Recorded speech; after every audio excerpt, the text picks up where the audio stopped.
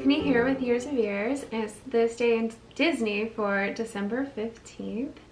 And today we're going to 1966, and on this day, December 15th, Walt Elias Disney passed away at the St. Joseph's Hospital of acute circulatory collapse that was caused by lung cancer. So this was 10 days after his 65th birthday, so he was still quite young. The St. Joseph's Hospital was across the street from the Walt Disney Studios, and so he wasn't far.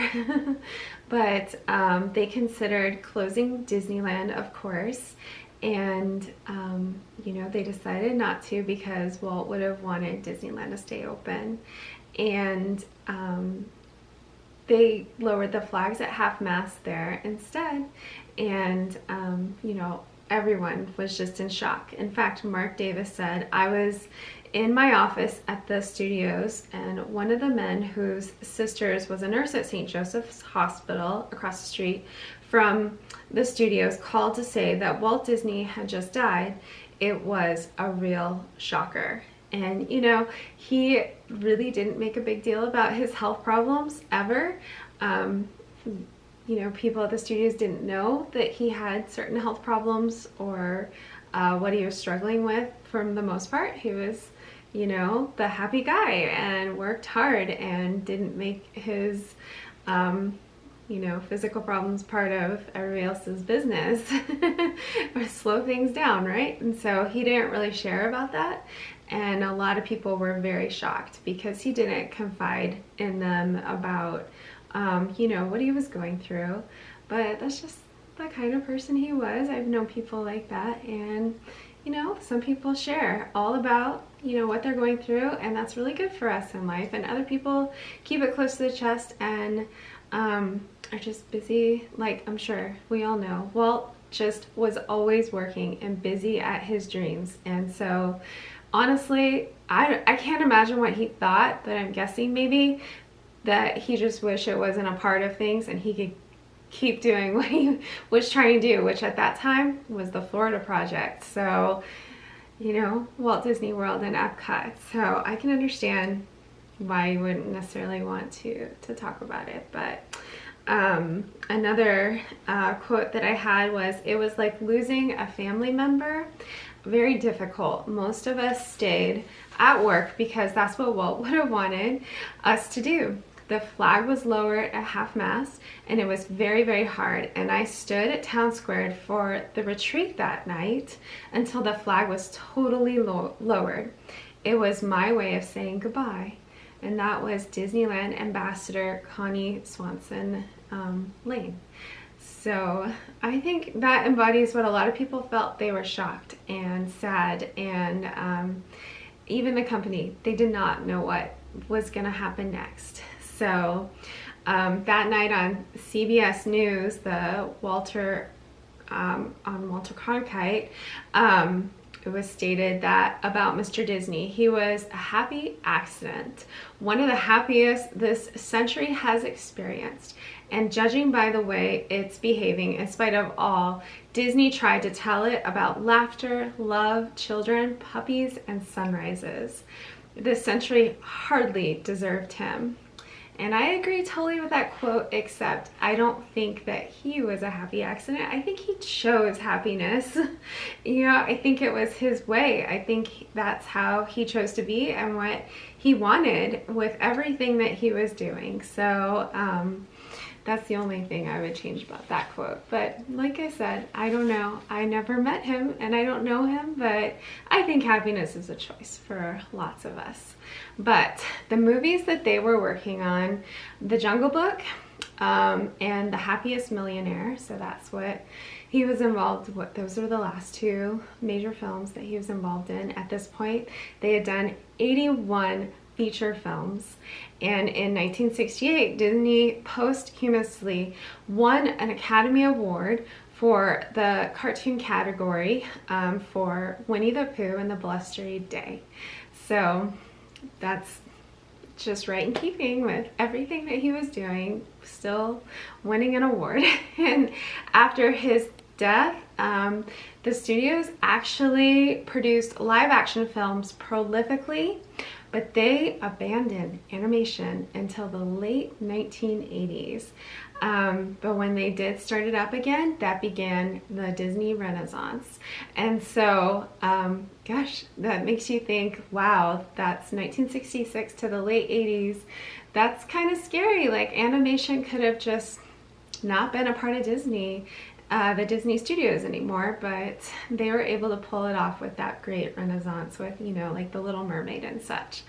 So thank goodness that they had the vision and started everything up again. But besides the feature live action stuff. So at age 74, Roy O. Disney put off his plans for retirement and went full speed ahead on his brother's dream, the Florida project, and namely Epcot. So in 1971, Roy dedicated Walt Disney World to his brother. And then when they opened up Epcot, of course it was changed to a park instead of Walt's vision of a permanent city. So, you know, Epcot was basically going to be like a permanent World's Fair. But it definitely wasn't Walt's dream, and that's one of the things that I really am sad about, because he wanted to make this incredible city that people could come and work for different periods of time, 6 to 8 months, I believe, and you know, you would go back to your community and kind of take what you learned from Epcot. It would just seems like it would have kind of affected our cities and our future. And so I'm just so sad that he had this incredible vision that we didn't get to see brought to life. And I really hope that people who study his history, and you know, he was a futurist, and I hope there's some young futurists out there that have similar ideas. And you know, city planning is so important. It affects how we all live together. And I think his ideas were really, you know, interesting to make it really good for everyone. So anyway, that's just my thoughts on Epcot.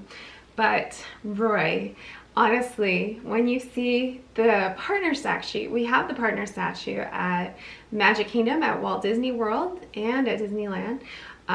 But when you see the statue of Roy O. Disney and Minnie Mouse, I hope you get your picture with that one just as much as you do with the partner statue, because really, we wouldn't have Walt Disney World. It wasn't there. It wasn't something that Walt really got to go and physically work on. And so it was his dream, his ideas, you know, because of his vision it happened, but it was really his brother who loved him and had been by his side the entire time. I'm sorry, I'm just so emotional, of course. This is a hard episode of this day, but it's important, and I want you guys to know that Walt had an incredible brother who was there with him the whole time and helped him to financially and you know, in so many ways execute his vision. He was by his side. And so it's kind of cool. Family can be that for you. So anyway, get your picture with Roy and go visit that statue too, and commemorate him in your memory of Walt Disney World especially. And then also, I'm just incredibly grateful for Walt Disney and what he did for our world. You know, huge amount of time he spent bringing animation to life, bringing old stories from the past and creating these cartoons and films and all these things that we could bring into our world visually to share with our families and our children. Like I said, he believed in futurism, he believed in positivity, and he believed in families playing together. And that's what Walt Disney World really is about. is us going and being with our family, whatever that may be, and enjoying ourselves and having fun. And that's what it's there for, you know? And that's what we try to do when we go. And we've tried to share that with you in our vlogs and in our Instagram. But at the same time, sometimes we just put that stuff away because we're with, our children or my mom or Brad's parents or friends or whomever. And you got to put work away and go play. And I think that's what Walt really wanted us to do, to be able to step out of the world that we all experience and be able to have something that was your fantasy land or your frontier western land or your Tomorrowland, and be able to step out of everything and kind of experience, get your head out of life and have some fun despite what you may be going through. And I think right now with everything that we're going through, because we're all going through a lot this year, that what Walt was creating is something that we all need. And maybe you can't get to Disney World right now or other parks that are open, but you can create that with your family if you step out, play some games or watch some movies or make something together, and just put all this stuff aside that we're dealing with for a minute and have some fun and love your family. I think that's what the point really was of the parks. So we can create that wherever we are. And like I said, I'm grateful for Walt and all he did for us. And that's it for this day in Disney. And I hope you guys have a great day. We'll see you next time. Bye.